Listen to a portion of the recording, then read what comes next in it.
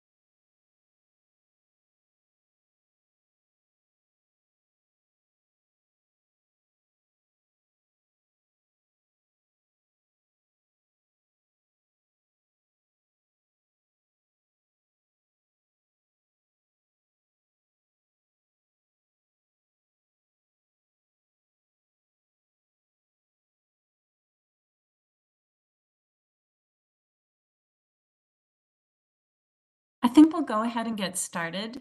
I do want to acknowledge that some people are having some technology connection issues, and there was talk that there might be some phone interference as well. So please just rejoin the meeting as and when you can, if that happens for you. But I want to welcome everybody to the 13th RAC meeting. And let's go to our next slide, please.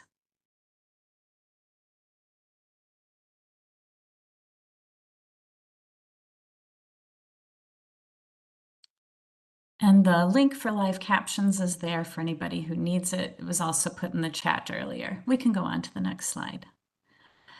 For today's agenda, we have our usual run of business where we'll recap our last meeting. We will review our new meeting strategies that resulted from the end of last year's meeting. We will follow up on RAC input to date, talk about today's meeting objectives, and then today's topic is habilitation. So Stephen Horn again will be presenting on that, and then we've got 60 minutes for member input, and then we'll wrap and talk about future meetings. Thank you. We can go to the next slide. Before we start here, I do want to welcome several new members. It's very exciting to have new members join us.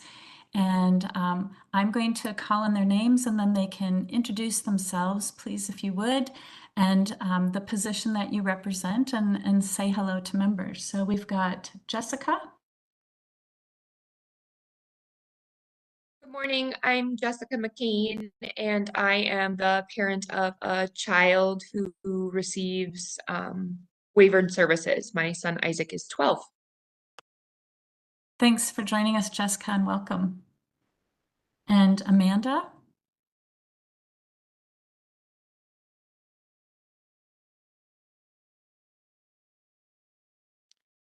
We might not have Amanda there, but I see Addison. Hi, I'm Addison. I am a recipient of waivered services, and I'm also a parent to my two daughters who are also on waivers. Thanks and welcome, Addison. And Charlene. Good morning.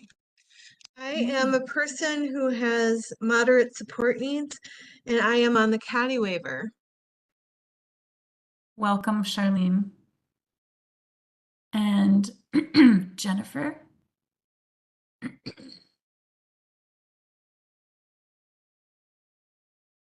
Not everybody might be here. Or Gretchen. Hello. Oh, hi, Jennifer. Please, no, go ahead. Go ahead. Hi, I'm Jennifer Ballinger. I work for the Blacks Band of Ojibwe. I'm also an enrolled member of the Blacks Band of Ojibwe, and I'm the Waivered Services Relations Liaison Manager here. So happy to have you, Jennifer. Thank you so much for being here. Welcome. And do we have Gretchen with us? Right here. Can you hear me? Yes. Hi, Gretchen. Go ahead. Great. Hi, I'm Gretchen Spire. I am a Human Services Program Manager for Hennepin County in Long-Term Services and Supports, and I support the area of annual assessments. So our teams in my area do MnChoice's annual assessments on people accessing the DD and CADI waivers. Oh, thank you so much for being here, Gretchen. Happy to have you. And do we have Elizabeth with us? Yes, hi, I am Liz Idians. I work for Wright County and I am a waiver supervisor. Hi, Liz. Thanks for joining us. And are there any other new members who are on the line who would like to say hello? This is Amanda. Sorry, Hi. my computer wasn't working before. That's okay. My name's Amanda Briggs. I am the Director of Residential Services for North Star Community Services in Carleton County, Minnesota. Welcome. Thanks for joining us. So happy to have you all here. Any other new members that are on the line who would like to say hello to the group today? Hi, I'm not a new member, but Heidi Hamilton is tied up today, so she asked if I could attend Heidi Hamilton, the Director of the Disability Services Division. I'm the new Deputy Director of the Disability Services Division. My name is Linda Walford, and I just started my position in December. And I'm really just here to listen and observe. But I wanted to say hello and introduce myself to everyone who I haven't met. Some of you I have met, but good to be here and glad to join you this morning. Thank you so much, Linda, and welcome. Thanks for being here. Lovely to have you. Anyone else that is on the line, a new member who would like to say hello to the group? Okay, I'm going to carry on. These are our meeting practice slides. I'm not going to go through every point. We review these every time that we meet. These are guidelines to help us have smooth and respectful meetings. We do ask, because we do have a captioner here, if you do share during our session, if you could please reintroduce yourself so we know who is sharing with the group, and speak slowly so the captioner can accurately represent what you're saying. Sometimes that can be difficult when we're feeling passionate, but it helps for accessibility for other people and for everyone to receive your input. All members have the right to share their ideas, and all ideas are valuable, even if they're not the same as our own ideas.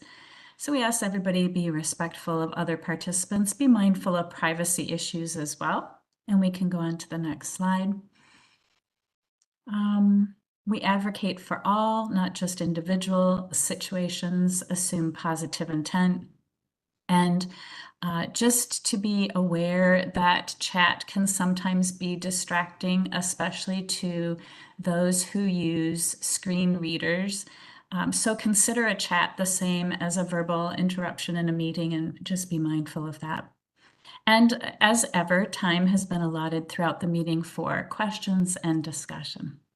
Thank you. Next slide. And I believe we have Andrew who's going to recap December's meeting. Hello. Yes, thank you. My name is Andrew Johnson.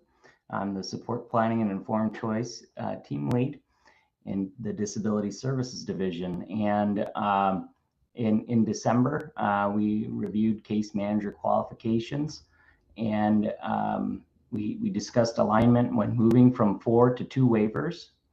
And as you all know, case management requirements must be aligned. And in the December RAC meeting, we reviewed those qualifications, and RAC provided recommendations for alignment. And during the meeting, we heard you provide recommendations that support workforce and service equity, provide case management training and requirements, identify additional areas of analysis that is needed. And we sent a summary of those recommendations out on January 24th, and requested your responses by February 2nd, 2024. We received a lot of response. There was a great email correspondence even amongst RAC members. So that feedback is really appreciated. And we're reviewing that feedback, and it will be included in the final change recommendations. Excellent, Andrew. Thanks very much. Also, just in the December meeting, we had an introduction to today's topic, which was habilitation, as a means of gauging knowledge base and what members needed to have today's discussion. So thank you for that input. And we can go to the next slide. These are the new meeting strategies resulting from member input at the tail end of last year. So these are reminders of things that we'll be doing for meetings moving forward. There's going to be tracking of input provided by RAC members and how this information is being used. I do want to pause there and just also acknowledge Andrew was talking about the communication of members to that email that went out. And one of the comments there was requesting that a summary of members' input be visible in the notes that we post on the public website, which is happening. So you will see that for December's meetings and for all meetings moving forward, that in addition to a summary of the topics of the meeting, members' input will be summarized there as well. Members wanted clearer meeting plans so members can see future topics and be prepared to discuss and participate in those. We will have more leader attendance. You see Linda here today and Curtis and others who have attended regularly. We will continue to ask members how they want to be engaged in RAC meetings and be given more frequent opportunities to help plan and participate in the planning of our RAC meetings. And then just having clear responses to issues that are raised in meetings. So if the input given is in line with the question being asked, obviously it will be considered in line with all input. If the issue raised is somehow outside of the topic that we're being discussed, we have a parking lot that we will put it in, and that parking lot is reviewed for the planning of all meetings to be sure that any item that was raised will be carried forward and addressed. And if the issue raised is needing to connect with somebody outside of the membership here, it's maybe on a different topic, then we will provide a person to connect with regarding that. So signposting. And next slide, please. Here's the updates on previous RAC input. So this is a reminder of the work accomplished to date, what members have provided advice on, and what the next steps are taking from those recommendations. So members recommended names for the 2 waivers, the services that fall under the 2 waivers. There was initial discussion about budget exception types, which will be continued later this year. And then, as Andrew mentioned, there was input given on qualifications and requirements of case managers, which will be included in the final policy document. Next slide, please. So, today's meeting objectives, we're talking about habilitation policy, and we want to get your input and feedback on options to either keep or remove the habilitation policy requirement and how decision impacts informed choice to receive habilitation. So just a reminder that for those members who did give their input in the last meeting, today's presentation has been informed by that input. So thank you very much for that. And next slide, please. And I believe we're over to Stephen. Yeah, thanks, Leah. This is Stephen Horn, Disability Service Division. I appreciate you summarizing kind of where we're going with the discussion today. We've briefly talked about habilitation last week. So some of the material that is shared today is some carryover. We have some new people who have joined us. We also want to just reiterate that it's important that we're all starting from the same place and understanding where we're going. And so some of us may be very familiar with the habilitation requirements that are within the DD waiver that we have today.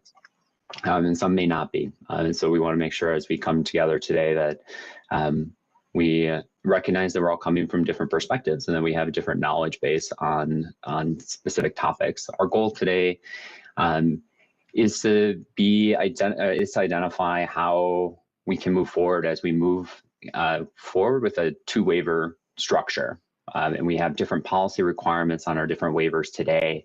And as we mesh and merge our different requirements together into a consolidated waiver, we need to kind of work through how those different policies are impacting different populations today and how we can adjust moving forward. Next slide, please. So the core question today is, should the residential habilitation requirement remain in place when there's a 2 waiver structure? So yes, we keep it, or no, we remove it. The recommendation doesn't change what waiver services will be available in 2 waiver structure. And the recommendation is something for us to continue to explore. So we hear the recommendation and we kind of work through what are the next consequences of that decision, both positive and negative and neutral. Right now, we have about 69, almost 70,000 people receiving disability waiver service or on a disability waiver at the end of July 2023. 24,000 are on the DD waiver, and about 45,000 folks are on the BI, CAC, or CADI waiver. And just so the habilitation requirement right now is a component of the DD waiver. And so this is a requirement that currently about 24,000 people need to meet. And then BI, CAC, and CADI, that's not a requirement for them. And so as we work through our discussion today, recognizing how this may impact different populations in different ways. So the next couple of slides, what we'll do is we'll give some policy background on what it is, why we need to explore making this decision. The requirements of creating a consolidated waiver is that we can't apply different policy requirements to different target groups or different populations within a single waiver. So the requirements that we put in place need to universally apply. So we would not be able to say, well, if you meet one specific level of care within this consolidated waiver, then you need to do X, Y, and Z. We need to make it much more broad. All the target groups within the single waiver need to have the same requirements. In addition to that, we've been instructed within the legislation that has authorized the movement to a consolidated waiver structure to ensure that we have the least disruption or address any unintended service disruptions. So balancing that out of, as we consolidate, we need to make sure that we're not creating unintended service disruptions for folks on our waiver programs. Our initial exploration that we've done in 2021 and 22 is the kind of moving towards the recommendation of removing the residential habilitation requirement because it can create additional confusion for folks who have not received it or even currently receiving those. That we need to ensure that all waiver have the same eligibility requirements and to uphold and align the informed choice principles. So kind of moving towards that direction, but the decision has not been made. And want to really explore and dive deep into the different options. So as an advisory committee, if you recommend to remove it, we'll have some prompting questions on how that, like what the next steps would be with that, or if we keep it, what are the next steps with that? So the consideration to remove it has been something that we've received feedback in the past. So next slide, please. I see that Kelly in the chat had also dropped in the definition of habilitation, which are services designed to assist people in acquiring, retaining, and improving the self-help, socialization, and adaptive skills necessary to reside successfully in a home and community-based setting. You see that's also the CMS core definition as well. And in Minnesota, the habilitation DD, or the DD waiver is the habilitation waiver. So every person on DD must have the habilitation need met through one of the residential habilitation services. In the next couple of slides, we will show what those are. And then also right now on the DD waiver, when you first open up to the DD waiver, you must have a residential habilitation place within 90 days of opening. So that's one of the core services that you would receive as you also meet the eligibility for that service need.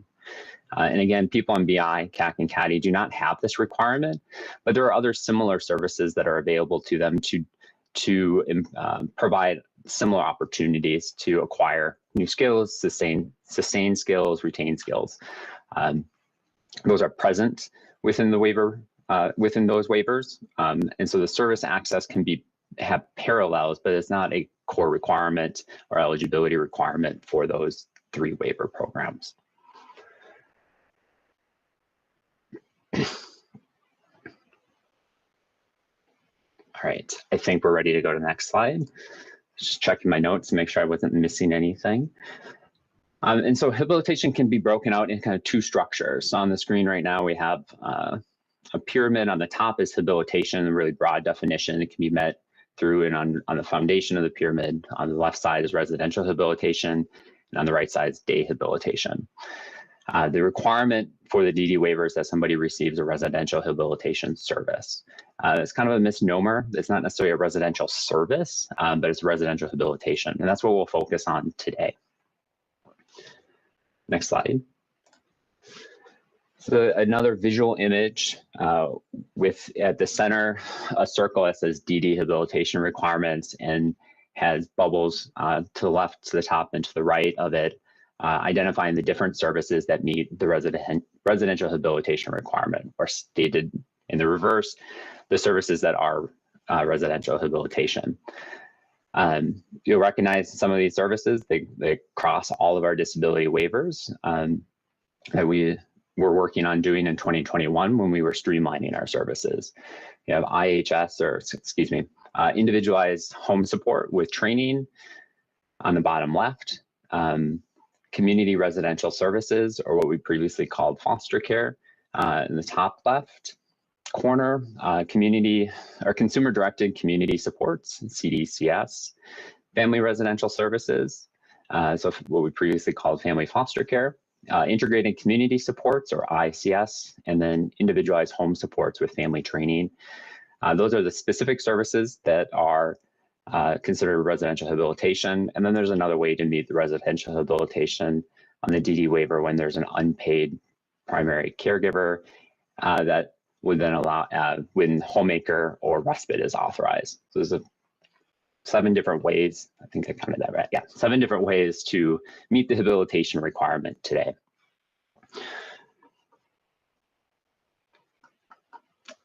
The residential habilitation services would be referenced in the person's support plan, including the person's support plan, and within the plan identifying how that service is meeting the habilitation needs to assist them in acquiring, retaining, or improving the self-help or adaptive skills necessary to remain living in the community. So you have a goal-based outcome for individuals. So that's the intent, the purpose, and how they would fit.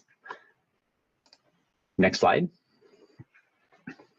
So we held some stakeholder feedback or partnership feedback in 2021 and 2022, doing initial exploration on the options of keeping or removing the habilitation. A majority of the feedback that we received at the time from over about 300 responses was to remove habilitation. So that's a couple different spaces that we've done some initial exploration. And in addition to the feedback that you'll be providing today, we'll need to continue to have additional partnership input in 2024 on this topic. So it's an iterative discussion as a policy exploration as we make sure we move towards a decision that we're wanting to move as a state towards. Next slide, please. So as you think about how you want to provide the feedback, what might change regarding residential habilitation? So if residential habilitation is removed, what might stay the same? We'll still have the same services that are available. They'll still have the definition and the consideration of habilitation components. That's not going to go away. Even if we say that the requirement that you must receive a residential habilitation service is not present, those services are still there. So if a person wants it, it will be in their plan. What might change is that it just would not be required. And so as part of the informed choice process and the service choice, the different types of conversations would be, if you need this, how would you go about getting that? If you don't want that, how does that adjust your service decision? So I just want to be very clear at this point. DHS has not made a final decision that we're removing habilitation. We just have heard a lot of feedback that that's the direction that is recommended. And it makes sense. We can understand why that might be a direction that's there, but want to iterate that this change has other fallouts with it. Next slide, please. And then last advisory committee meeting in December, we had really just a quick snippet of feedback that was be able to give. I think we had maybe 7 minutes, and I was trying to capture, I think you heard my keyboard clacking because I had my speaker unmuted. Just kind of trying to capture what we were hearing as that initial feedback. last month. We heard variations on the habilitation as an ableist policy from about 3 different people. That it seems like the program requirements seems more of a program requirement than a person requirement. It was focused more on how do you meet the eligibility requirements and what does the person need.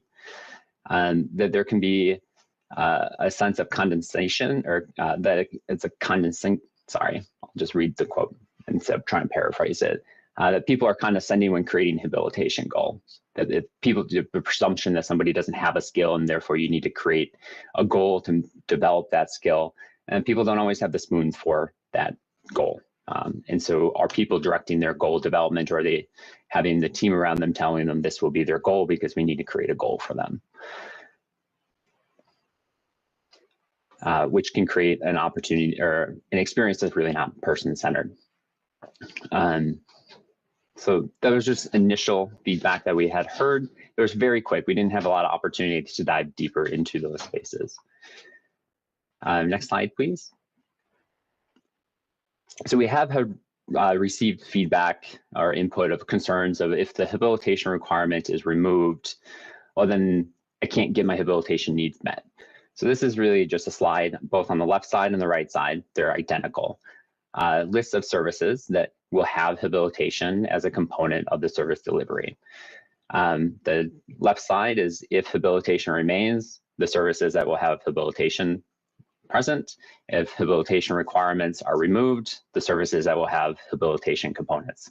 Again, they're identical because the service definitions aren't changing with this requirement. All right. So I didn't want to spend a lot of time going through, we can move to the next slide. The habilitation, I mean, we can talk a lot about it, but really what's important is understanding what the members that you all are wanting to recommend. On this slide, the first slide, 20, is going to be more focused on, do we keep habilitation requirement as an eligibility for continuing to receive waiver services, or do we remove it? And there's kind of 4 different prompting questions for you to respond to. And on the second set of slides, after this one, slide 21, are going to be questions about informed choice. So if your recommendation is to remove it, what you don't like about it, and then we'll have a second follow-up of, how does that impact somebody's informed choice as they're navigating the different services that are available to them? So it's kind of broken the feedback session portion of our meeting today is kind of broken into those 2 different spaces. We can go back to slide 20. And we'd like to open it up for feedback in response to these 4 prompting questions. And I believe, Leah, you're assisting in that facilitation. Yes, thank you, Stephen. So there are a lot of questions here for members to consider, and you will have received these slides ahead of time, so no doubt have prepared there. What we'd like to do is start with an initial guideline of asking members to share with the group and trying to maybe keep your comments around 2 minutes each, so we can be sure everybody has a chance to give input. And then being that we're ahead of time anyway, I'm sure we'll have ample time, but then we can cycle back and give more people more time if they would like it. But just to be sure that everybody does initially have time to share. So thinking about these 4 questions, what do you like or not like about the current residential habilitation requirement? What do you like about removing the residential habilitation requirement? What are your concerns about removing the residential habilitation requirement? And what other information might be important to consider if this transition occurs? Are the questions at hand now. So you can indicate a desire to talk, share by raising your hand, and just a general guideline, if you could keep initial comments to 2 minutes, then once everybody's had a chance to share who wants to, we can come back around. So I see Trisha's got their hand up. Trisha, are you able to come off mute and share with the group? Thank you. This is Trisha Brisbane, and I just had a clarifying question that would help me, think about some of these, and that is, what is the purpose of that habilitation component, or in theory, what is the purpose, and why does it only apply to DD waiver as of right now versus the others?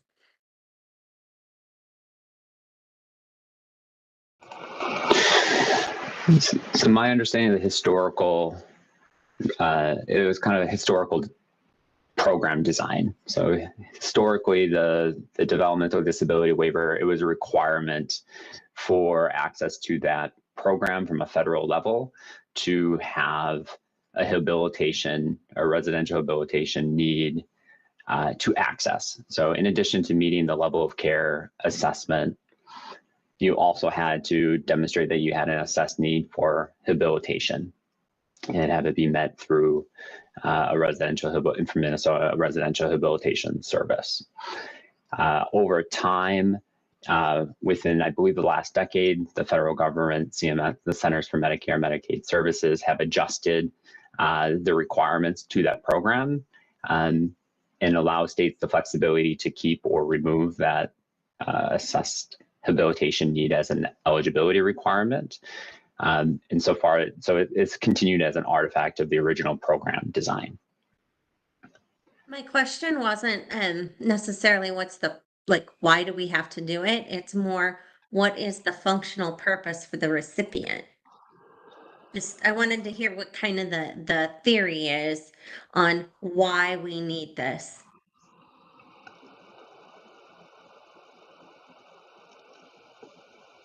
Sorry, one moment. I have some notes for that.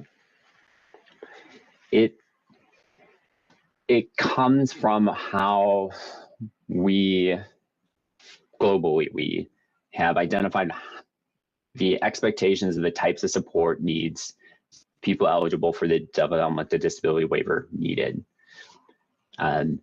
With the expectation that the need to assist in building and acquiring skills and to maintain those skills was a necessity to support people with developmental disabilities to live independently in the community. So there's historical perspectives of how to support a target population, and that's where it kind of underpins, just in a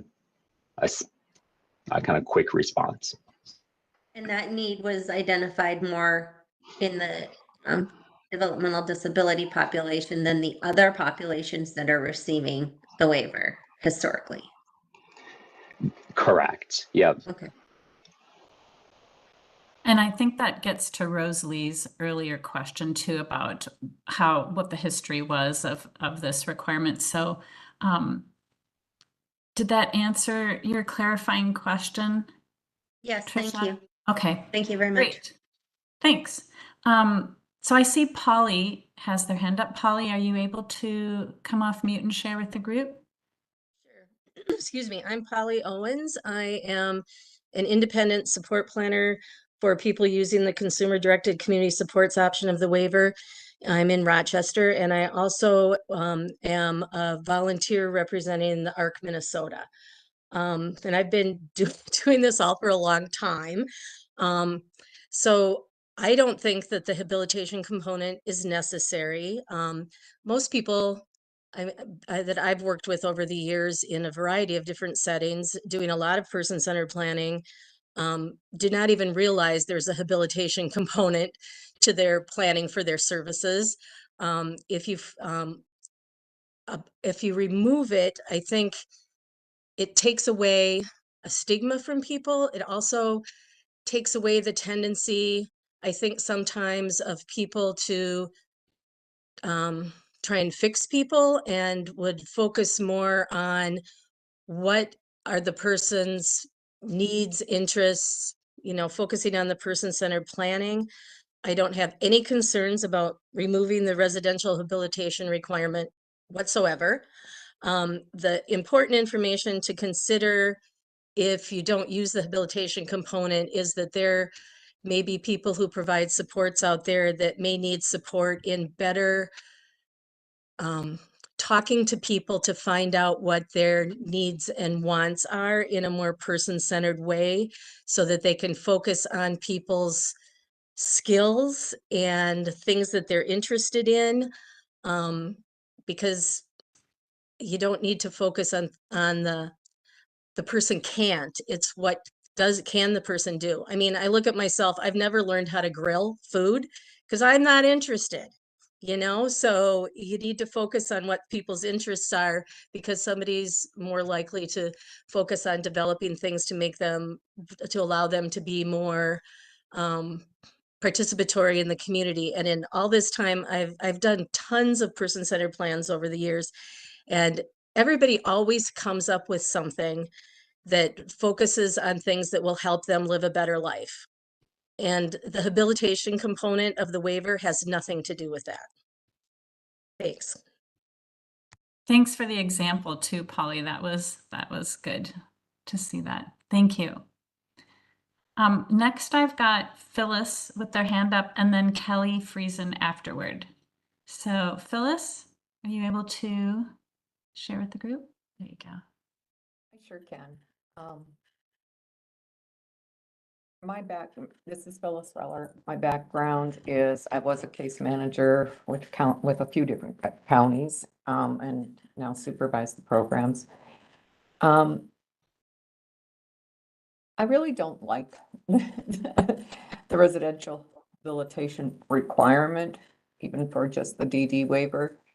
I would say it's because sometimes you work with families who are such strong advocates for their children or whatever, and all they really need to have time to do what needs to be done and maintain, do the stuff that the child needs is time. And so homemaking or respite, a break, that meets their needs and allows them to be able to maintain that focus. So it's frustrating when you have to then you can have those services, but then you have to develop a goal that they have to work on, which is rather condescending. So I kind of get where that line comes from. What do I like about removing it? It's just like what Polly said, you're just getting down to what's important for that person to live the best life that they possibly can. And concerns that I've heard from other people and case managers, one of the cool things about working in the disability world versus the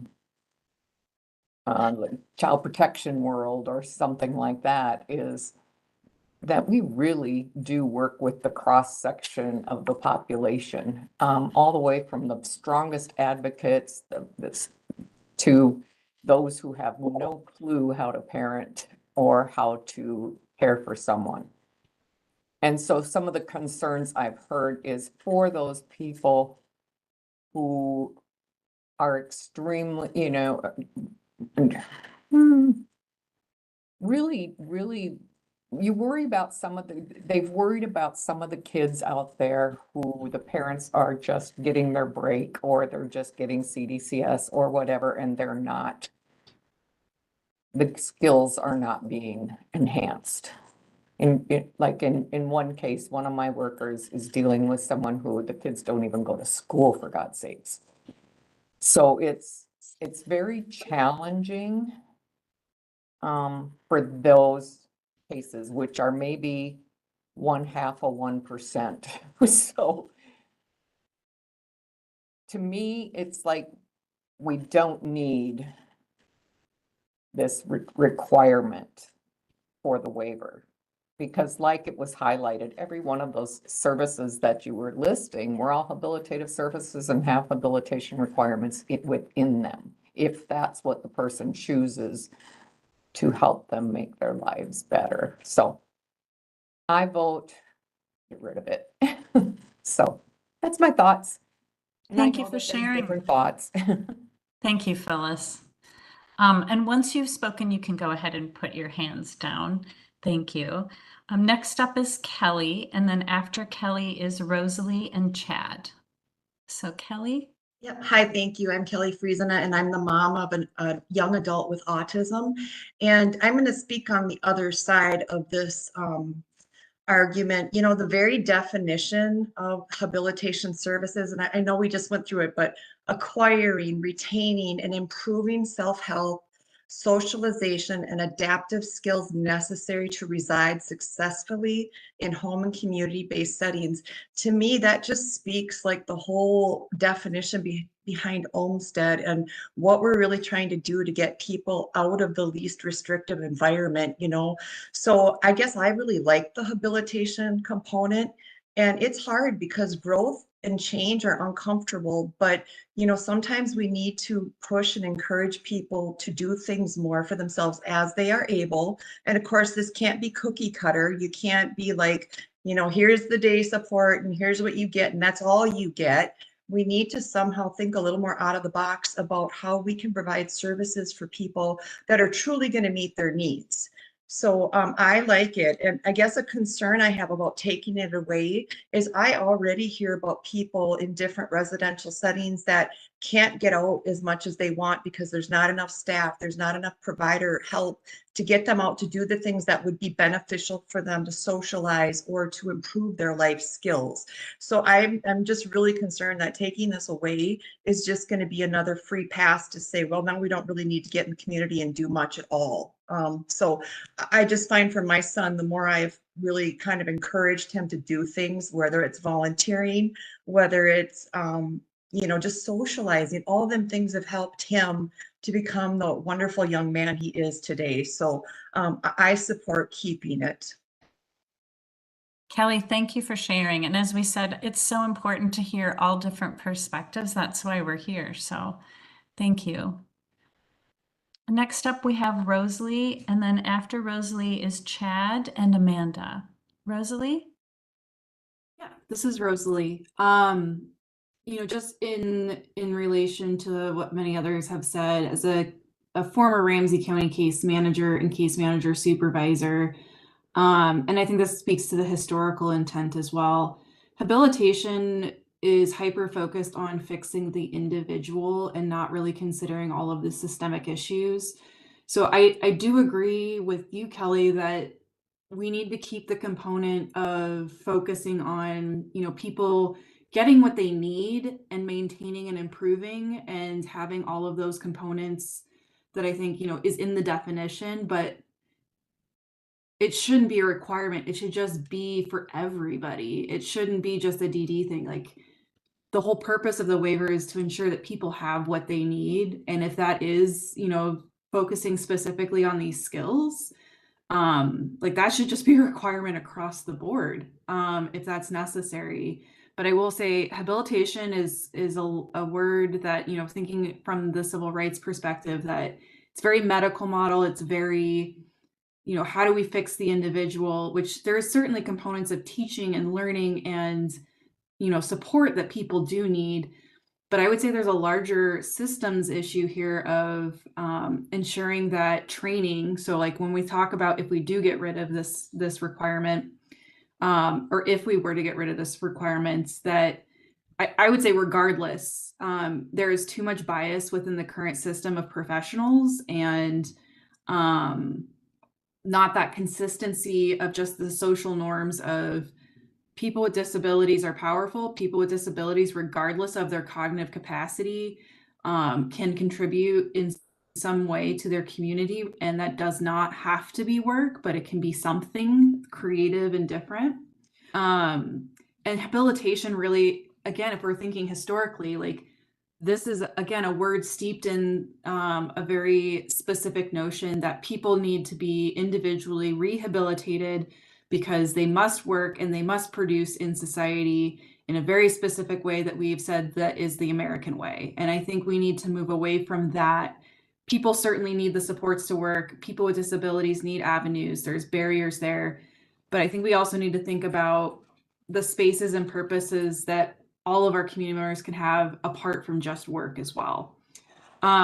So I would just say a lot of training for professionals that are either assessing or who are helping supporting in like a case management role really needed. And I think that also goes to just, opportunities for families and people to learn about what's available, and all the things that they can explore with the services as well. So that's my 2 cents. Is just, I think there's some other considerations, I think, specific to, it would be helpful to know more about the history, because at the end of the day, like, I think it's important we know where we've been, so we know how to carve that path of where we want to go.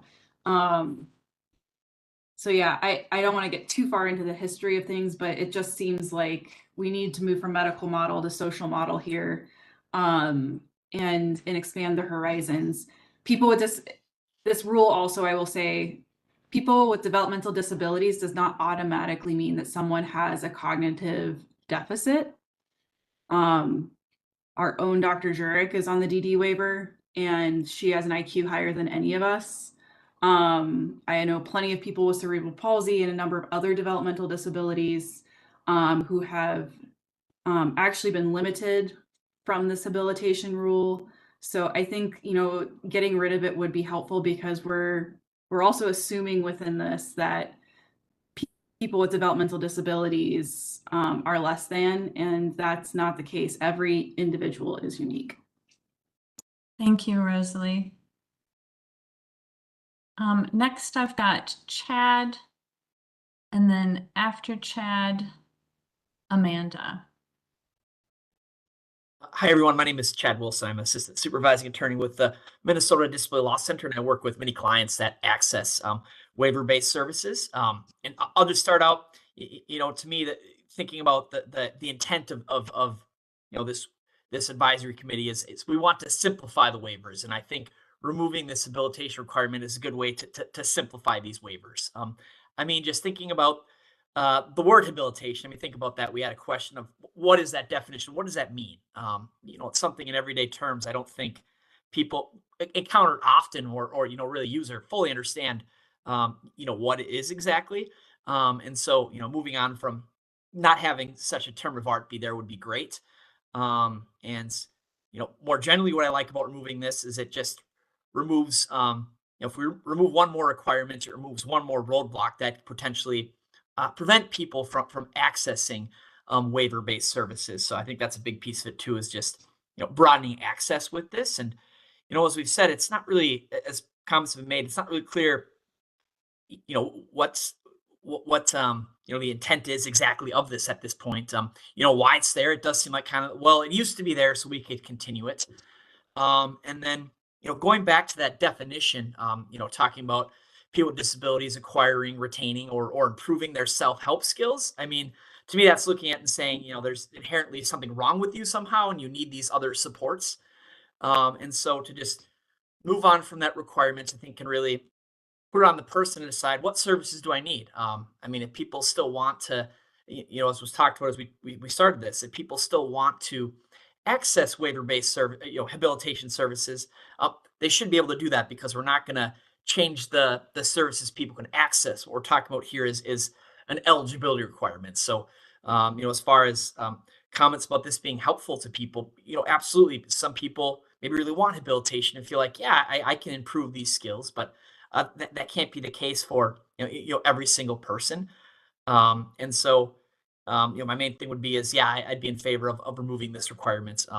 Particularly as we're talking about different disabilities, people have such different needs, and if we have these different waivers, with different disabilities, can be difficult to figure out how this could potentially apply to different disabilities.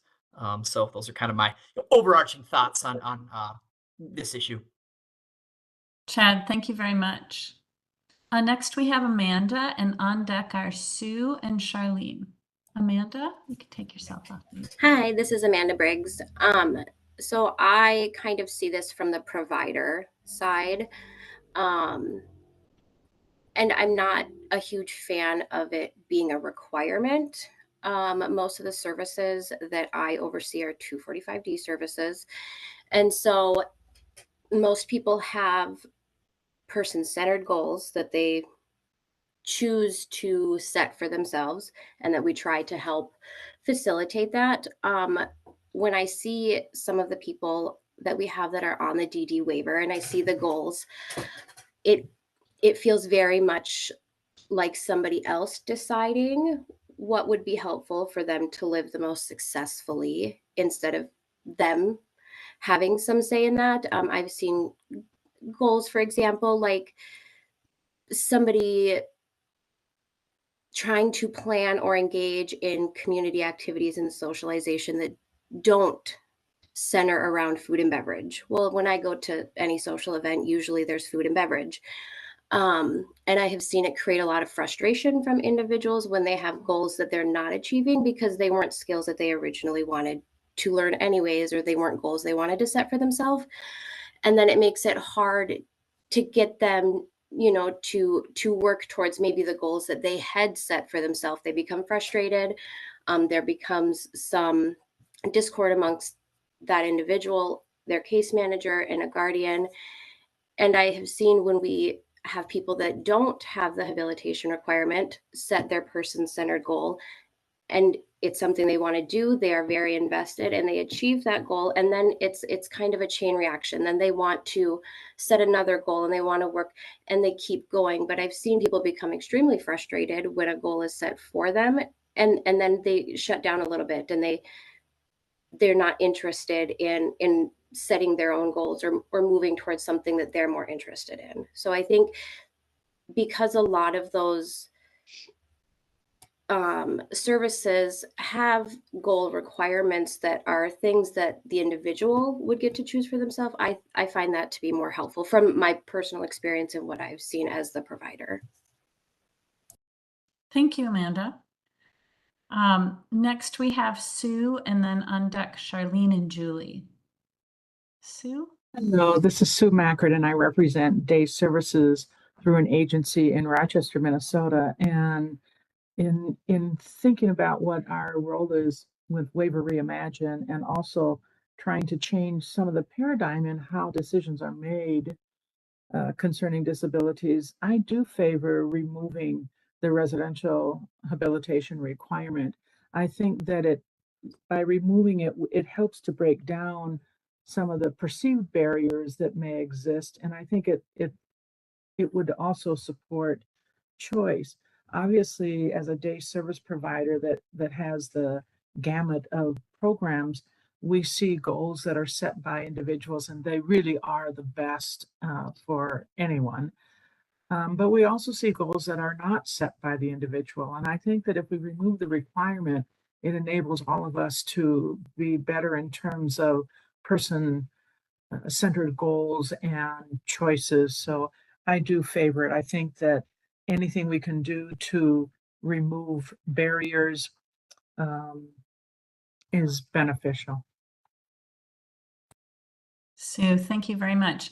Just a reminder, once you've shared, you can go ahead and put your hand down. Next, we have Charlene and then Julie. Hello, I am Charlene Abramson, and I'm a person who receives support through the CADI waiver. I just want to first say that it is difficult for me to speak publicly, so bear with me. I have taken some notes, so I hope they're consistent for everyone. So my point is kind of mixed in there, but hopefully it'll come out clear.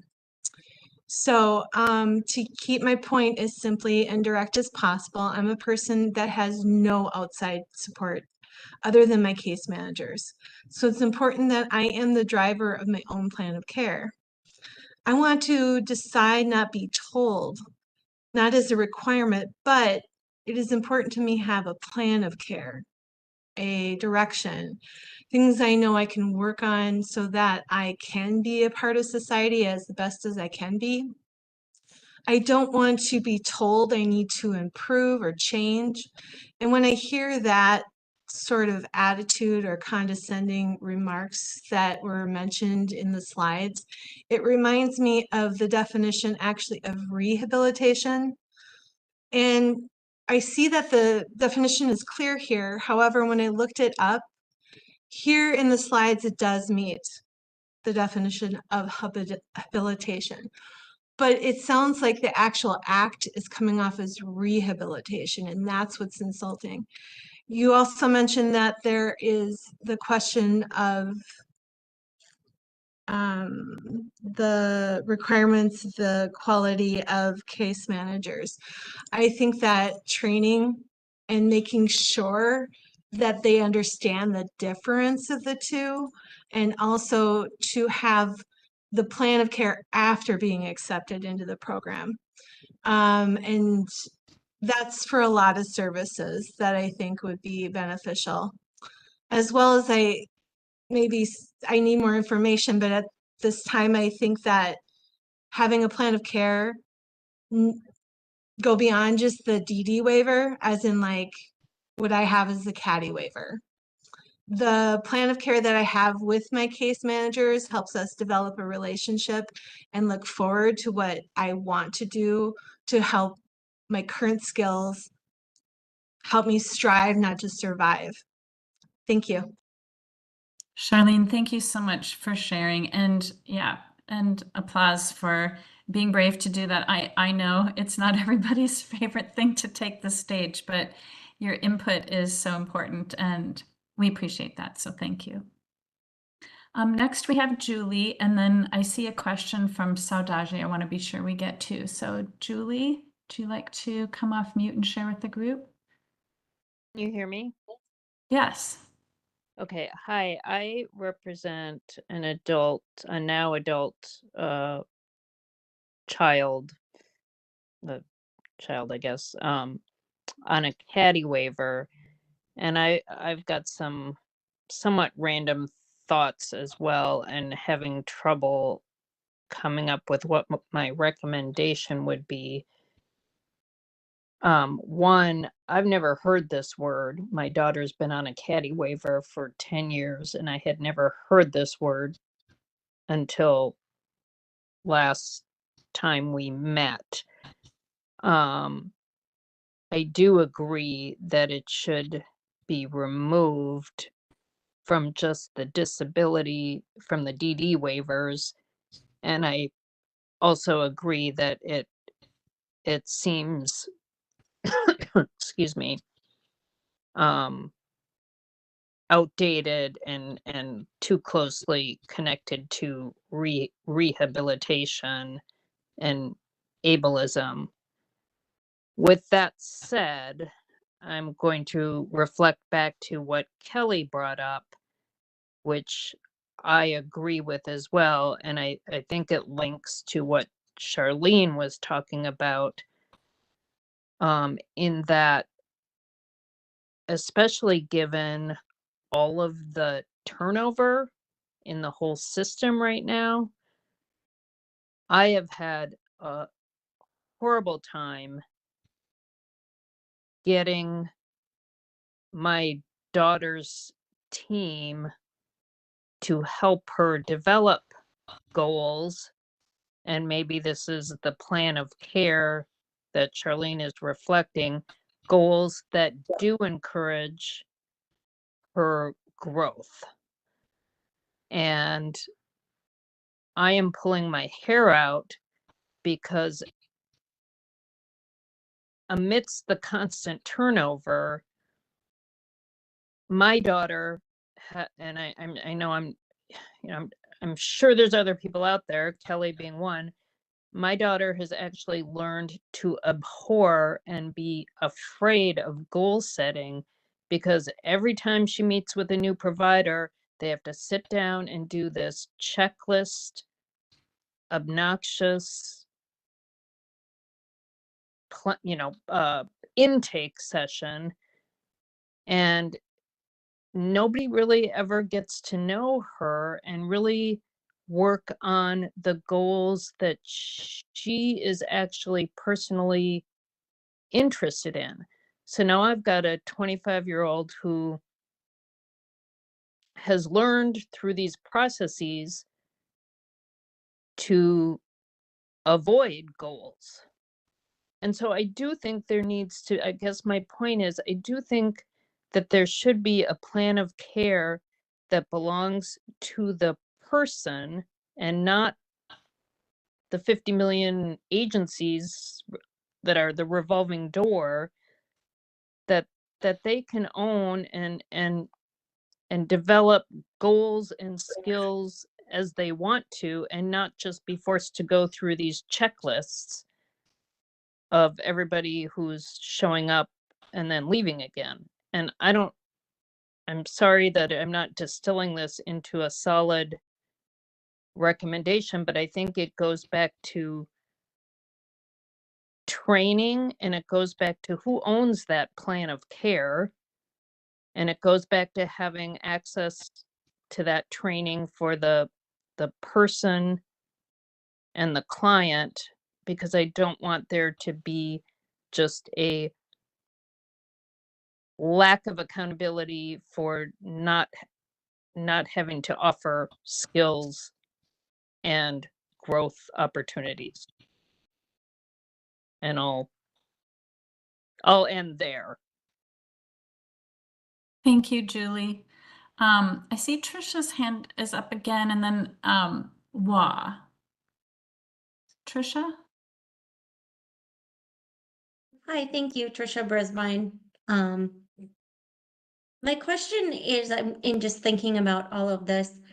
My one comment first is that it seems like using this habilitation goal to help case managers understand how to make things person-centered seems like something we could do if we just changed our training, kind of like what we talked about last time.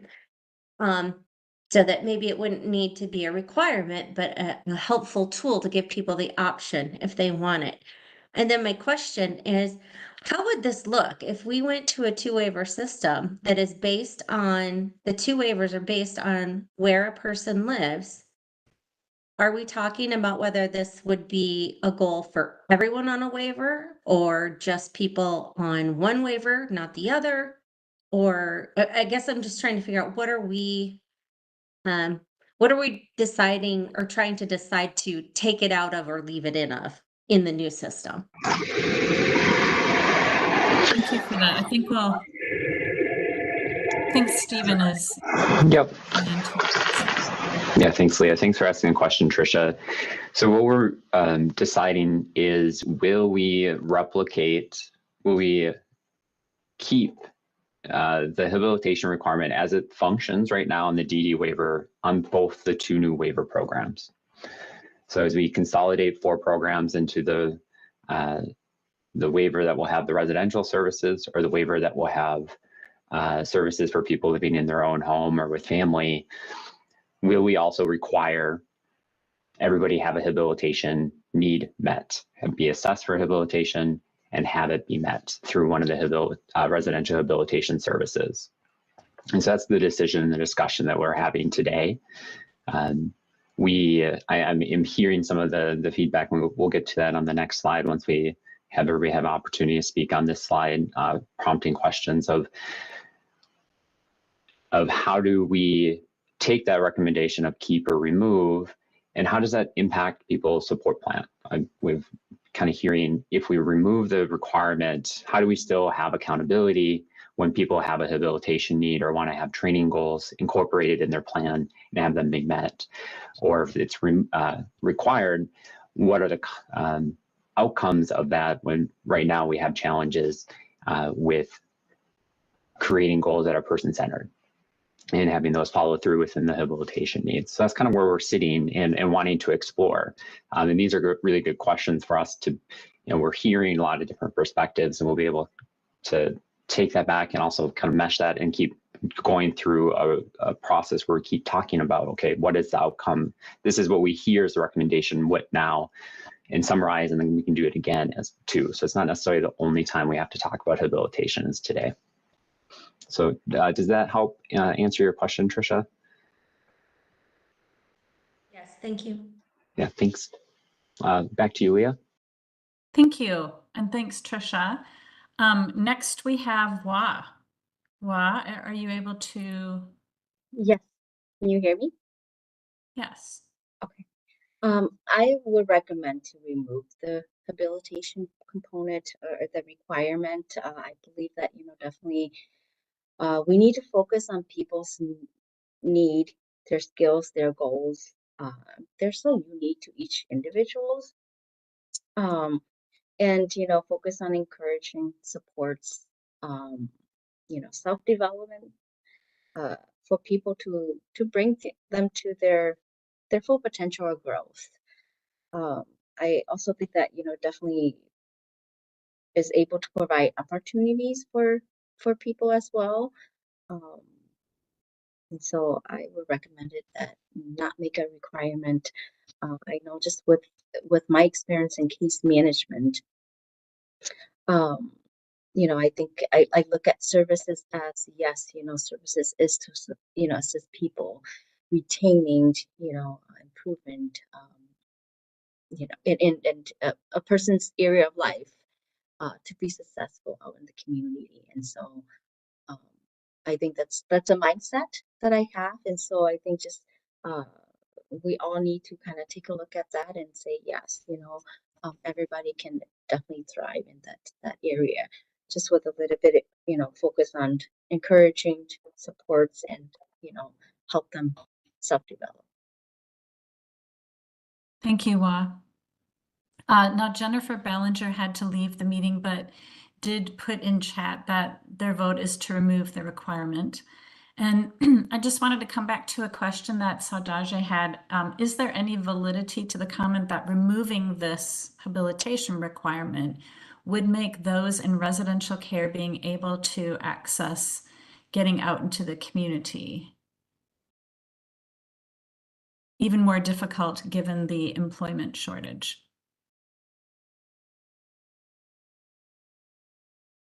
So I don't know, Stephen, if we have... Yeah, this is something I think I can try to address briefly. And I'm sorry that my audio is causing some popping when I come on mute. The habilitation requirement, whether it's kept or removed, is not going to change the residential care. It's not going to change the definition of our community residential service, our integrated community support service, or the customized living service. People will still have the service. The services will still be defined in a way that can support people who want to be out in the community. It's not going to change those factors. It is going to change maybe different aspects of how that informed choice of and how your services can be used kind of flows, but it may not necessarily, it is not changing that. It's just because you have a habilitation requirement and that you have a habilitation goals doesn't change that you may want to be out in the community. I think the feedback that we had received was more the how do we continue to have that accountability when there are these staffing challenges to meet all of the needs that I have within my plan. Thank you. I see some other hands up, and so we'll go through and call on these people again, and then we do have a second set of slides that we want to ask for your input on too. So Julie, your hand is up. I'm sorry, I need to figure out how to take it down. Oh, I think you just click it again, but thank you. Okay, Lisa. I can't find it, so just ignore me until I figure Okay, that's okay. We'll help you. Lisa's next, and then Annie's on deck. Hello, this is Lisa Everett, parent to an adult using the CAC waiver. And we also utilize the CDCS version of that. So just, it's kind of clarifying, but kind of the question, but I go back to just the big picture here is when we move to two waivers, so keeping them both in mind equally, if I'm understanding correct and we're all on the same page that homestead requirements are mandatory, person-centered planning concepts are mandatory, would you not by default of meeting those two things that are going to be mandatory requirements now and going forward, wouldn't by default you would meet all this habilitation requirement in both waivers in the new structure. So I see if that's all true, correct me where I'm wrong, then I don't know why you have to have that additional layer that it's required to have the HAB. So I'll pause there. Am I off track? Does that make sense that we already have two important layers, Olmsted, person-centered planning, that capture all this anyway? And both apply to the two new waiver structure. Yep. Those requirements are still going to apply. Those are broad space. Yeah, we're really kind of down in the weeds here of a requirement that exists right now. So yes, the Olmsted requirements, the home and community-based settings rule requirements, and supporting people to access and engage in their community. Those requirements still exist. Those are going to continue to move forward. Those are underpinning the person-centered planning, the informed choice requirements. Those are all foundational components are moving forward. Everything gets built up on top of those. Mm-hmm. So going back, it was mentioned in chat, but really when Kelly Friesen spoke, a great example of what's a flaw and a problem today is for the people that are living in a provider-controlled setting today. And if they do not have full community access, whether it's because of staffing or transportation or both, wouldn't even today, aren't we able to fall back on Olmsted and person-centered planning? Those goals should be within that person's plan, and there should be some level of accountability to fixing that. So what I'm saying is what Kelly raised as an example is very real and very important and very wrong for those individuals that aren't having needs met. But I think, unless I'm wrong, but I think having our intent fall under Olmsted and person-centered planning provides that avenue to fix those things. We don't also need that requirement of HAB. So I'll stop there. Correct me where I'm wrong in what I was just saying, if I'm wrong. Thank you for that input, Lisa. Next up, we have Annie, and then Trisha and Abby. Annie? Hi, Annie Brown. I supervise waiver programs in Brown County, and I will just add that I agree with many people who have already spoken that we could lose the habilitation requirement. I don't think it's serving a big purpose on an individual level, and we are often like trying to find workarounds when people are not interested in having a habilitative service to make sure that they can still be served through a waiver, whether it's DD waiver or another waiver. So this would certainly simplify and streamline things. Thanks. Thanks, Annie. Trisha, and then we have Abby and Julie. Kind of on what this is Trisha Brisbane, and what was said before or questioned before is, is this requirement really serving its purpose? Is it functional? Is it working right now? And how is it going to look if we do keep it under the two waiver system, considering our current workforce conditions?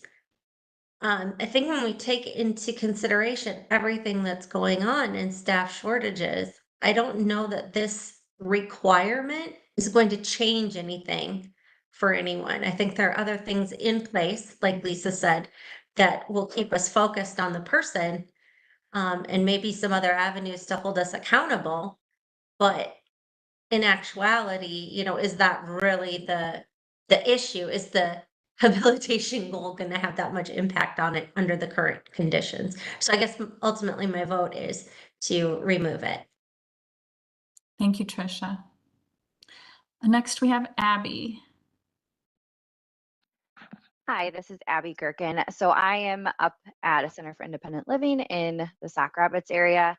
I agree with much of what has been said. The personal testimonies, I think, speak to what we're all basically saying of removing it. I just want to reiterate just from experience and watching individuals that I've worked with that are on the DD waiver, it's been extremely unfortunate when trying to advocate for services and they're not interested in the chunk of services that are under the habilitation requirement.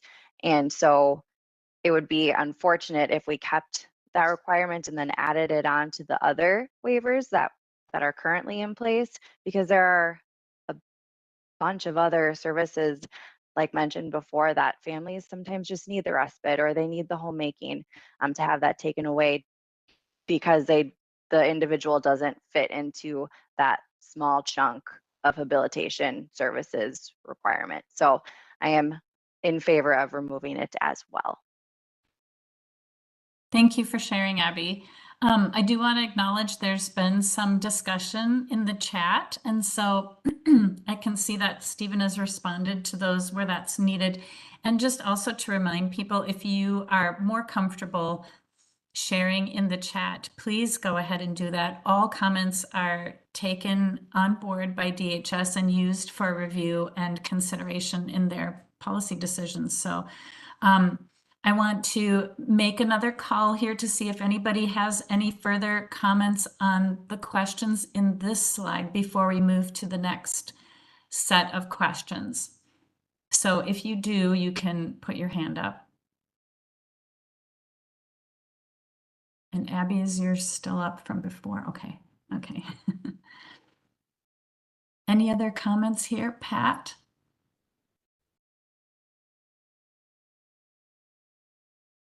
Pat, did you want to share with the group? Sorry, just found my mute button there on the side. Okay. Yeah, I'm appreciating the different perspectives that people have been bringing to the table this morning. My son I'm a person with, I call myself a self-directee on CDCS waiver. And I have a son who's in residential services, very independent. And so I'm feeling kind of removed. I'm appreciating the discussion and what's being said, and I'm definitely going along with getting rid of it because my experience and what it looks like we're going to be doing going forward with more person-centered plans and, self-direction, that people will be able to add and subtract what is helpful and not helpful. And my son has not been on a DD waiver, so maybe I'm not as familiar with that as, like a CADI waiver and CDCS and whatnot. So that'll be my opinion on whether to keep it or not. I would say it sounds like the negatives outweigh any positives, and that if people have concerns about it, that can be taken up, in the, the person-centered planning process or, the self-direction part. So thanks. And I'm not an expert and maybe I'm missing something here, but that's my takeaway for the discussion. Thank you for sharing, Pat. I also want to just acknowledge Kate has put in the chat, I agree to remove the requirement 2. And also in response to the email that was sent out to all members in January, we did have a response copying everybody from member Elizabeth Shielkita, who was unable to attend today, but wanted us to read out their comment, which is, I vote against the habilitation requirement because interdependence is okay, and many habilitation requirements lean toward independence training or are condescending and ableist. So I hope that we've gotten much of what you have wanted to share out there and responding to comments in the chat as well. We're now going to move to the second set of questions. And so if there is anything from this discussion, feel free to bring it up in the next slide. But Lynn, can we go on to the next set of questions here? And then I don't know, Stephen, did you want to say any more about this? We've got the questions here. Yeah, I think we kind of touched on some of this already so far. And we want to be able to create additional space for those conversations. We've talked a little bit about, and I just saw in the chat, if we continue to keep the habilitation requirement for people on BI, CAC, and CADI will experience a new requirement where they must receive habilitation. So what would be important information to receive for somebody who hasn't had this requirement in the past? And this prompting question can also help us if the requirement is removed, how we continue to talk about when you want to incorporate it. And then on the flip side of that, if we were to remove this requirement, people currently on the developmental disability waiver and people with DD entering the waiver will now have a choice to receive habilitation.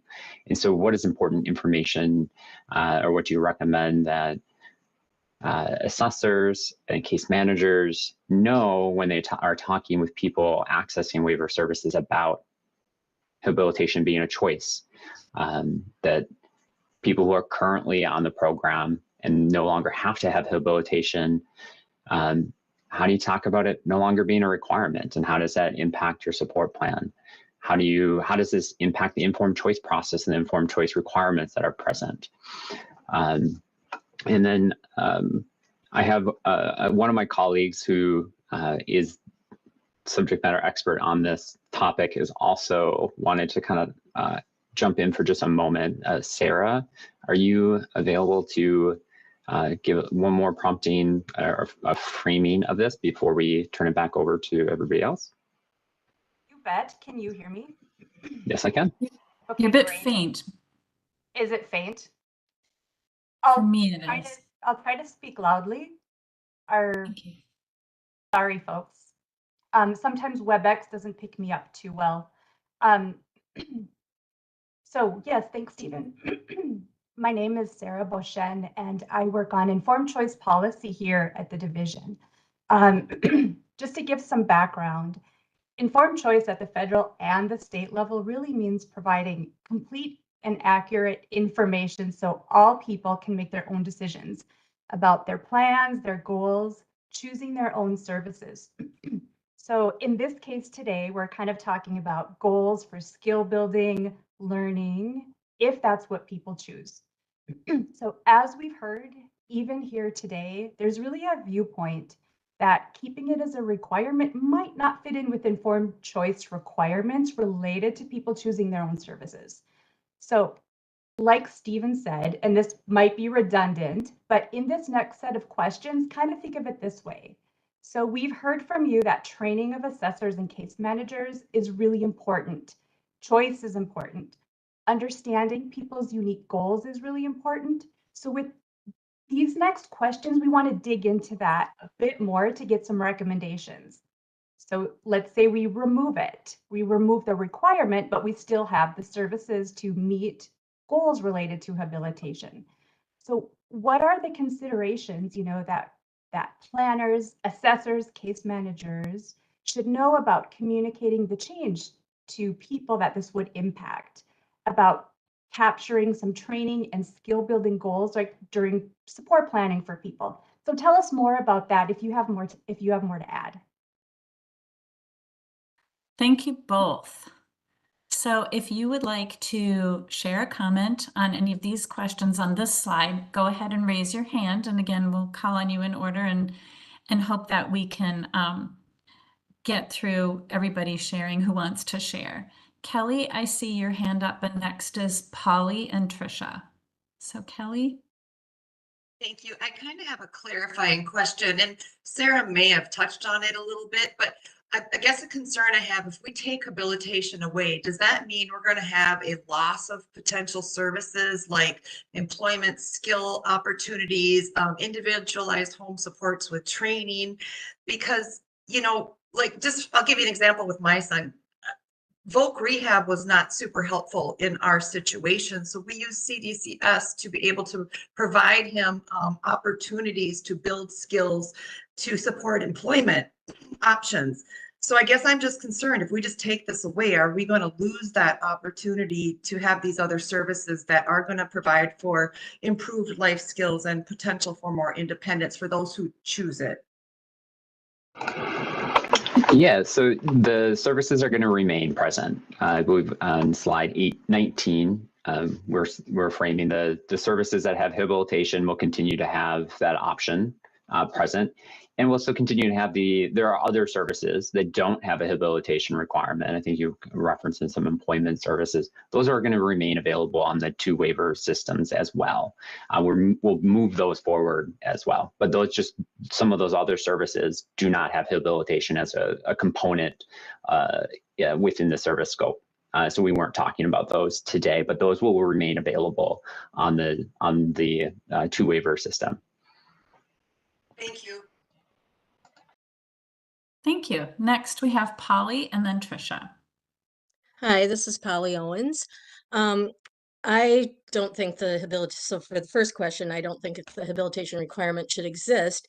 And recommendation for assessors and case managers when talking with people is, just look at the definition of habilitation services. As I said before, most people don't realize it's a requirement, or they try to come up with something to meet the requirement when really what people should be asking is what's being said in the definition of habilitation services is what do you need to acquire, retain, improve your self-help, socialization, and adaptive skills necessary to reside successfully in home and community-based settings. Just ask people what it is they need to successfully live their lives. I mean, it may sound simplistic, but people usually know.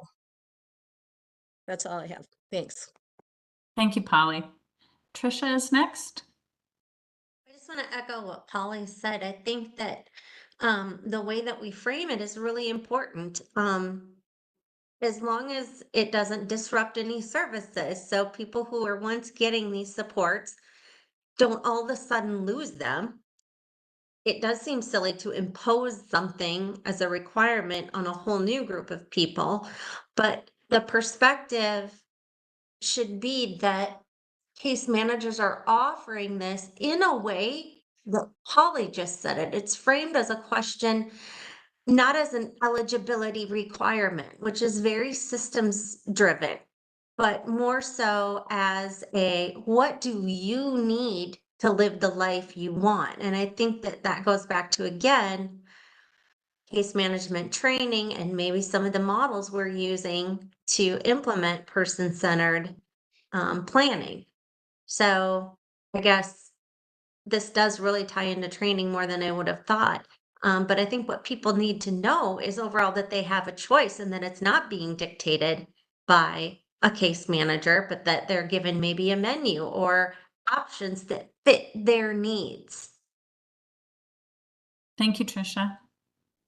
Next, Amanda has their hand up.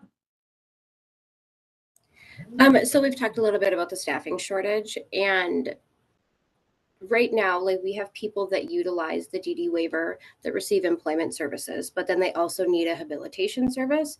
So then they are enrolled in IHS, and that is stretching our staffing resources to a much further place. So if we were to require it for the BI and the CADI waiver and the CAC, I feel like that would stretch some of those resources even further, because then people that maybe receive something like employment services would then be required to add a habilitation service, and then we would need somebody to staff those habilitation services as well, which could make the staffing shortage more difficult than it is right now. Thanks, Amanda.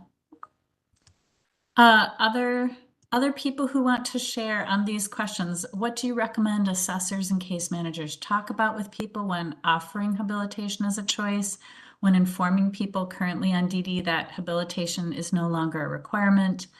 What choices should people be offered, and what information will be important for people to know to make decisions about their needs related to habilitation? Phyllis? Hi, Phyllis Miller, Western Prairie Human Services and also the mom of an adult on the caddy waiver.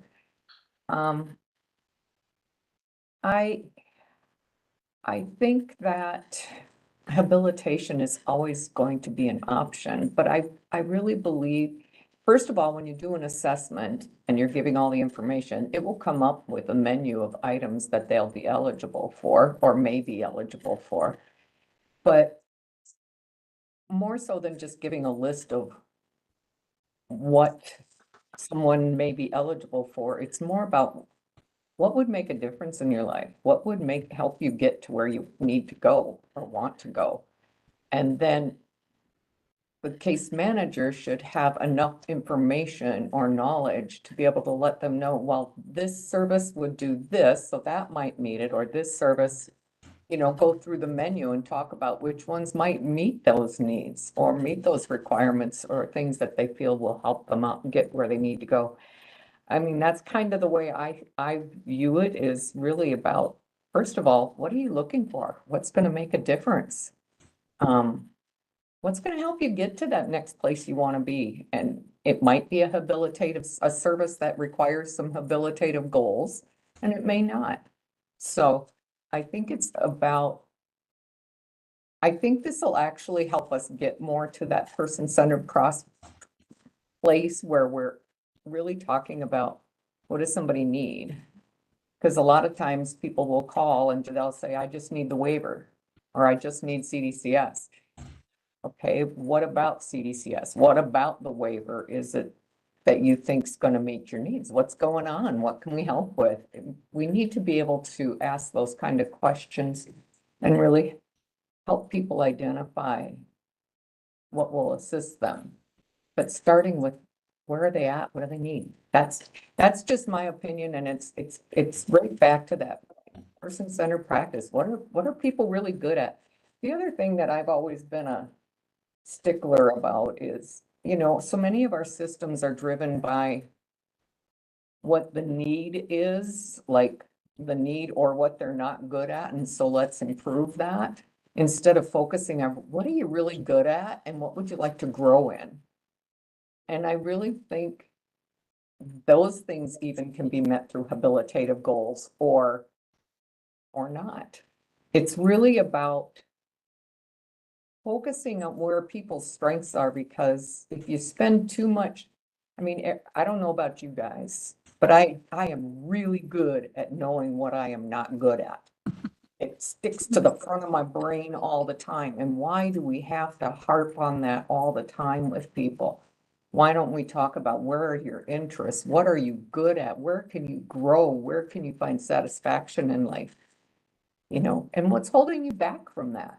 Is there something we can put in place to help you move through it? That's kind of the way I look at things. And that's a hard thing to teach, but it's an important thing to teach. Thank you for that, Phyllis.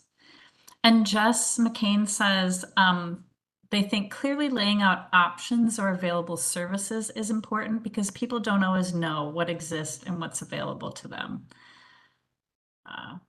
So they may not know what to ask for. Do we have any other people who would like to share? I do see some hands up from Amanda and Phyllis, but that might be from recent sharing. So, okay. Anybody else who would like to share on these questions here? I want to be sure everybody has an opportunity who wants to share. And of course, you can put into chat if you prefer.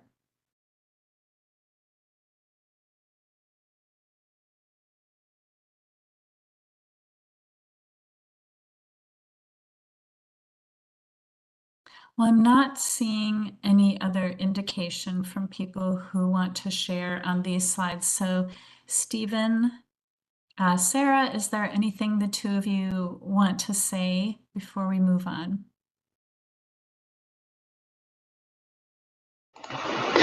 Yeah, if we are kind of shifting towards the next portion of our meeting, I just want to acknowledge our appreciation for the discussion that we're having today. This is really informative. We're hearing a lot of different voices and perspectives that are giving us a really robust understanding of how this policy impacts people today, how it can impact people moving forward. And I'm really happy that we have this opportunity in this space to have these discussions. And I just want to say thank you for having the courage to talk in public, to state the different perspectives, and that we are all coming to the table with different perspectives and that we can share them. And together we create better opportunities for people with disabilities in Minnesota to live independently. So I just want to say thank you again. Fantastic, and echoed here and elsewhere, I'm sure. Yeah, really good input from people. I just want to give another bit of time in case there is anybody out there who has a comment to share on either of the two slides today. Curtis, thanks everybody for their input as well. Anybody else want to share a comment?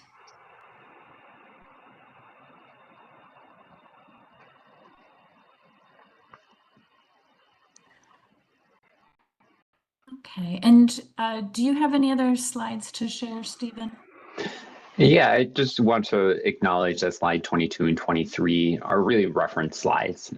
We wanted to transparently share the information that we had received in the public input in 21 and 22. So we had referenced that earlier. We want to make sure this got out in preparation for today. We don't need to cover all the items here, but this is just the type of feedback that we had received previously. So we can move, I'll pass it back to you, Leah. Thank you. And everybody's received copies of these slides. So just an explanation that those last two slides are summarizing input that DHS has received on this topic and other events and channels for everyone to see. So thank you for sharing that, Stephen. Thank you everyone for your input, for your thoughtful responses, and yeah, for being willing to share your thoughts and questions with the group. Appreciate that.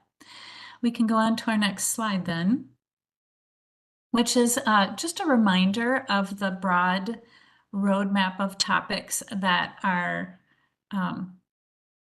going to be discussed by this group moving forward and for future meetings. And then if we go to our next slide, oh, or is it the next slide? I think we have a slide with future meeting dates. There we go. So our next meeting is going to be in April, and then the following one in June. And Sarah Bouchen, did you have anything that you wanted to say to the group about future meeting topics? I do, thank you. So as Leah said, these are not on the PowerPoint, but I do want to talk about how we're going to invite your feedback to kind of prioritize and choose topics. We've heard a willingness from members over time to provide feedback for meeting planning, and for April, we'd really like to do this by sending out a survey. So we can try the survey, and if it doesn't work, we don't have to do it again. And if it does work, we can continue it as a way to get input on planning the meetings and the topics. So as Leah said, there was a roadmap, and on the roadmap, those are items for future topics. So the topic for April's roadmap is program simplification. So after this meeting, we'll send out the survey, and the survey will do two things. It's going to ask for your feedback about overall meeting content from today's meeting, and then it's going to ask you to choose and rank some topics for the April meeting, adding any topics important to you that you want us to hear about, that you want to discuss here in our meetings.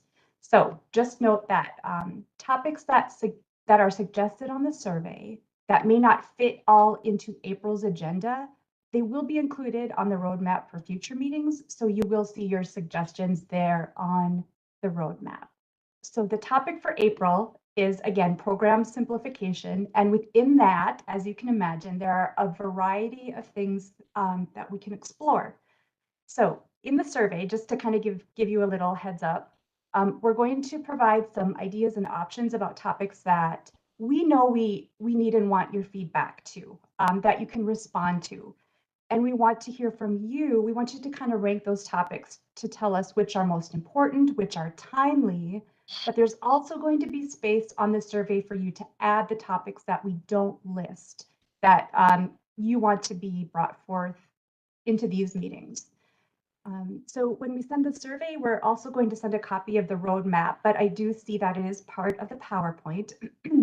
And we can go to that roadmap slide. Yeah, there we go. Thanks. So keeping in mind that this will be updated with your feedback as we go forward. So it's kind of a working document. Keep that in mind. The survey to get this feedback from you will be sent out on or about February 29th. So we'll give you about, I think there's about 12 days or some period of time that you have to respond. So be on the lookout for that survey in your inbox for determining topics for April and the future roadmap. Excellent. Thank you, Sarah. And a preemptive thank you to members for your response and input. You've said that it's something that you want to be involved in the planning of meetings, and it's been very helpful to have your input in the past. So we appreciate in advance your response to the survey questions, which will help guide future meeting topics. So thank you. So we can go to the final slide again. Again, thank you, and a reminder that you can always send questions and comments to the waiver.reimagine@state.mn.us email. And yeah, thank you from all of us for your participation today. We hope you stay warm and have a good rest of your week. Thank you again. Thanks, Leah.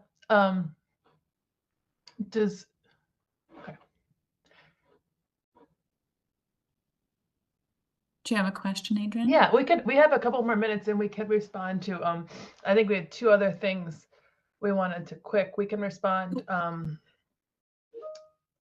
to the question about the legislative session and if we have any Waiver Reimagine related items to that. Okay. Would my colleagues be able to do that? Hey, this is Matt. Hey, thanks, Adrian. I'm happy Yeah. to. There are not any legislative proposals related to Waiver Reimagine this year, so we don't have anything moving forward. But that was a great question. Thanks. And if we do have a minute, I think Sarah, did you want to make an announcement about the culture of safety training that's coming up? I do. Thank you. Okay. Was hoping people would still stay on for a moment. I wanted to announce an open opportunity to all of the RAC members if you're interested. The division is involved in an effort called Culture of Safety. So there's an orientation on March 5th. Some of you may be involved in this or use it in your agencies, and this might be new information to others of you. So these orientations for Culture of Safety are open to people supported by our services, their families, lawmakers, providers, lead agencies, state agencies, and advocacy organizations. So for several years, about 5 to 6 years, the department has undertaken this approach, culture of safety. We look at critical incidents in our systems. We started by looking at incidents from incident reports that providers submit to us, service terminations, any critical incidents that adversely impact people and caregivers too. So it's a framework to study and learn how our policies and procedures, really from federal to a local level, impact people and caregivers. So it really, I think you'll find it valuable because it highlights this philosophy related to fixing or learning about a highly complex system. It's really the department's investment in researching ways to address modern and complex issues facing our system, like the workforce shortage, like safety for people supported and their caregivers, and how our system responds to those incidents. And I know that these issues are really important to a lot of you.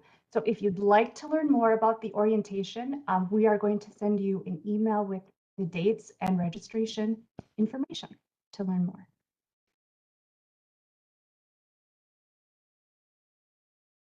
Wonderful. Thank you, Sarah. And Adrian for bringing that up. Sure, and I can, and Lisa, I see you asked a great question about, and I meant to do this in December when folks were still with us, but RAC members or former RAC members, folks who have decided not to reapply.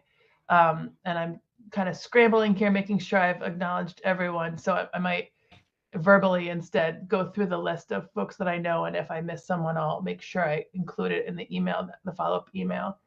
We have Lauren Thompson has decided not to reapply. Lisa Harvey, Myrna, and I'm sorry, I don't have her last name right in front of me. Jean McGuire, and then some other folks that weren't attending for a while. We had Jeanine Jackson and Val Barnes, I believe.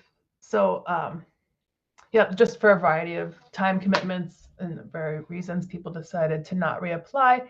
And we've had, as acknowledged, the new members that joined us here today. Thanks for asking. Thanks for sharing, Adrian.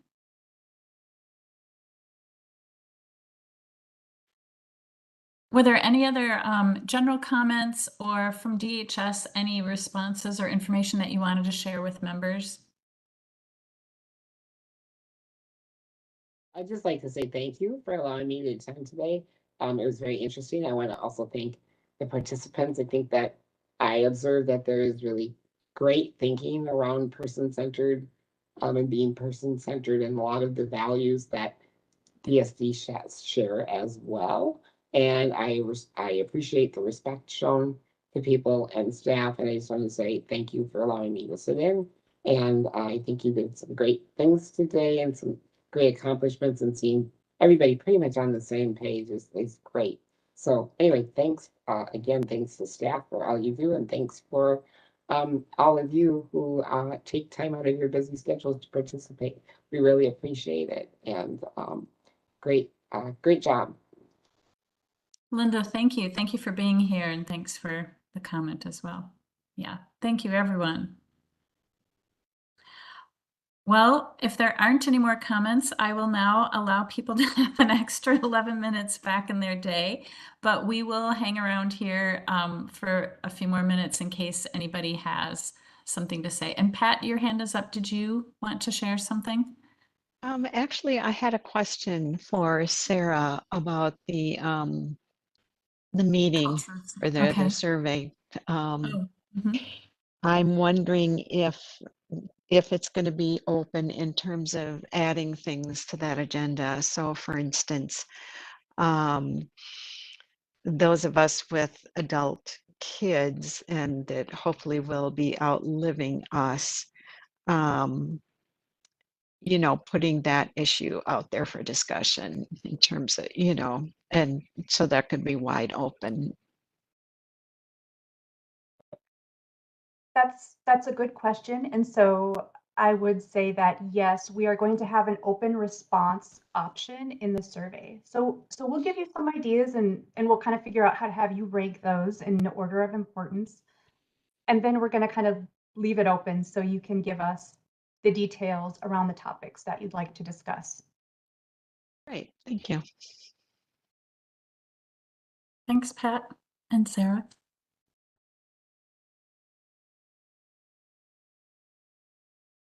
Otherwise, as I said, feel free to go and enjoy the rest of your day and week. And again, sincere thanks for your input and thoughtfulness around today's and other discussions. And we look forward to seeing you in April. I'd Thanks, like to Leah. say it might be warmer then, but it's been so warm this winter, who knows? Right. We're already having spring. I know, it feels that way. Take care, everyone. Thank you.